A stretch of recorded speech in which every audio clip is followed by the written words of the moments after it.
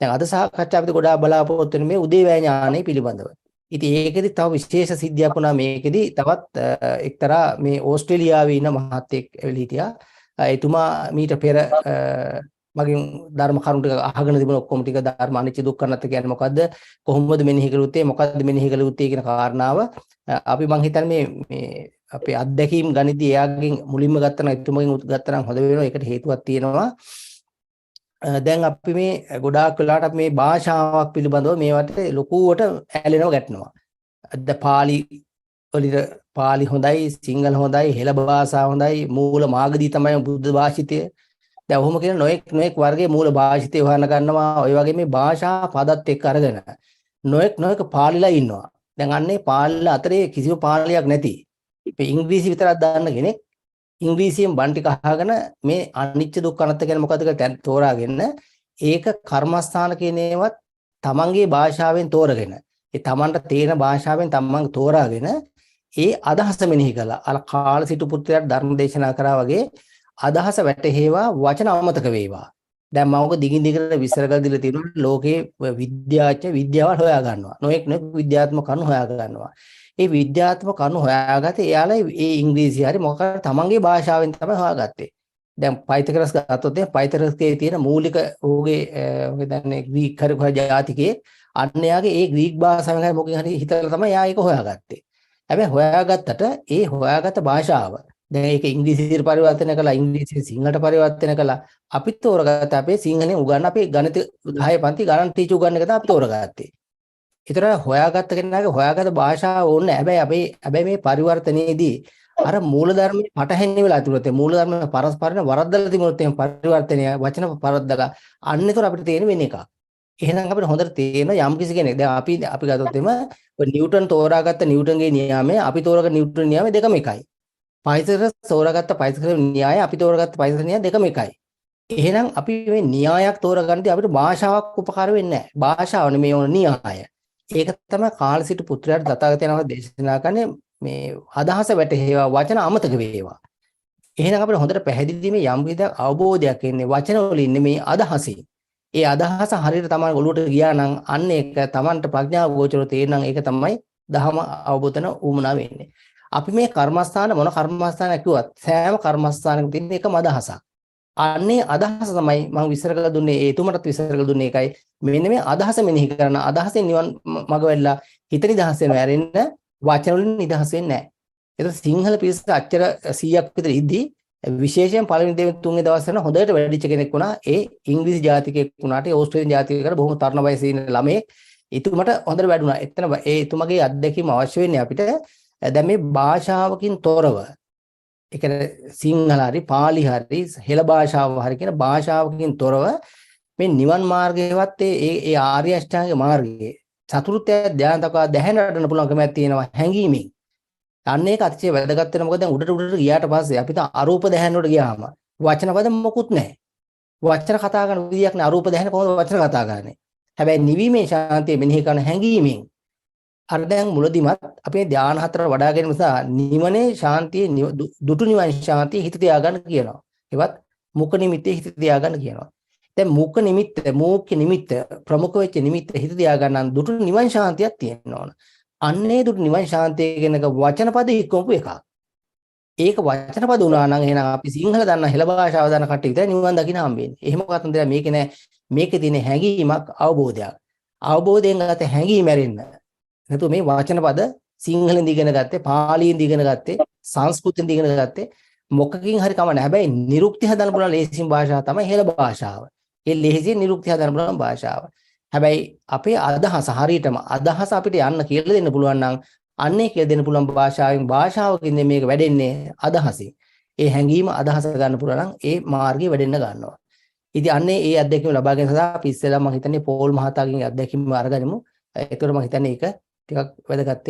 එතුමා ඇවිල්ලා ඉන්නවනේ සම්බන්ධලා ඉන්නවනේ මේ ගන්නමලි. Amen. Paul, I will let you unmute yourself now. So Pharaoh just explained to the audience about a little bit of background about how you came into meditation in this program. So he has already given some background to the audience. So if you can, please unmute yourself and maybe share your experience. pin කරන මල්ලි. එයා Good evening. Camera එක on කරන්න බැරි වුණා කිව්වා. Yeah. Okay. Hi, Paul. Yeah, it's all yours now. I'm not too sure where to begin because I don't speak Okay, Paul. Sinhalese, so I'm not too sure what's been said or not. Okay, Paul, I explained to my all the devotees that what's the importance of your present in this discussion, because the thing is, we a lot of our devotees are worried about the language, because without language, I explain in English to you about all this Dharma, Anicca Dukkha Anatta and Patissamuppada and everything I explain to you. But when we are chanting the Karma Sthana, we did all the chanting in Sinhala and Pali. But you got the dhyana. So I want to explain that our devotees, all of our devotees, that this all the dhyanas are going with the emotion of the Nibbana, not with the word. So can you explain that while I am chanting the Karmatana, what did you keep on thinking? So throughout the retreat, I would it was the feeling, I believe someone explained it as Nibbana Dhatu. Sorry, I'm not too familiar with the terms again. But it was definitely, so the feeling behind and the meaning of the chant, that and then the feeling that would become because of that, because of the, I don't know, the wisdom from the anicca, dukkha and anatta. Anicca Dukkha Anatta, yeah, so I'd use the chant to get the feeling, the sukha or the navima, and then I'd use that as the object of meditation. And then when I managed to get into jhana, I would just contemplate further on anicca, dukkha, anatta, and then would rely on the chant if I feel like my mindfulness was slipping, so I could keep making sure that I was getting the right wisdom. And I was able to stay, the longest sit that I did was for 6 hours.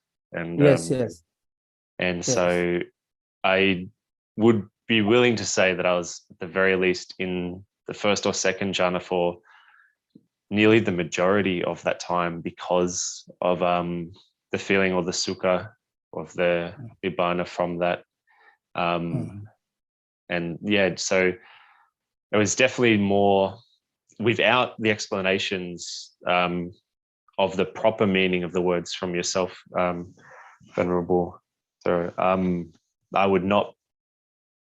don't think I'd be able to understand it, because the meaning is what's really important. That's where the sukha comes from.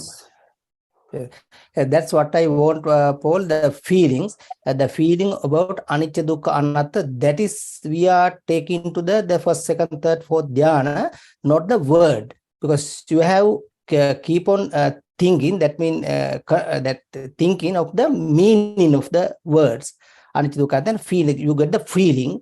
That's what I want to explain to my devotees, that because in our case, because we know a lot of Sinhala and Pali and a lot of things, but if you aim to the word, it will not get the dhyana. You have to go to the feeling.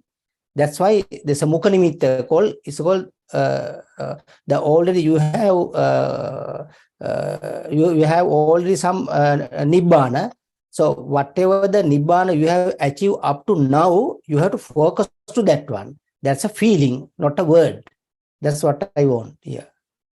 There was definitely, it would help with the karmasthanas to cultivate energy for my mindfulness, because when I'd first start to sit down, my mind I wanted to fall asleep, but so then I had to kind of cultivate the energy to have the appropriate balance in my mind. So it would become effortless, as you explained in one of the days, where my mind wanted to use the nibbana as the object of meditation, and the Karmasthana would really help kind of keep me on the path. And it was it was never just reciting words. I was reciting the words and then contemplating the meaning, and then the meaning would help me get the energy to sustain the effort to be effortless, if that makes sense. Yes. Yeah. That's why I explained to all that effortlessness. That's the main key point to the Nibbana. Because already we are normally our mind is first create with the pure mind, and later on it's go to the raga desha moha, lustful, hateful, delusional thought. So if you are waiting without effort, that means if you are waiting without effort, effortlessness is the key we have to effortlessness is the main thing you have to do for the getting the dhyana. That's what I explained to you, and you follow me what I'm telling. And do you have anything other than this one to explain to the our devotees?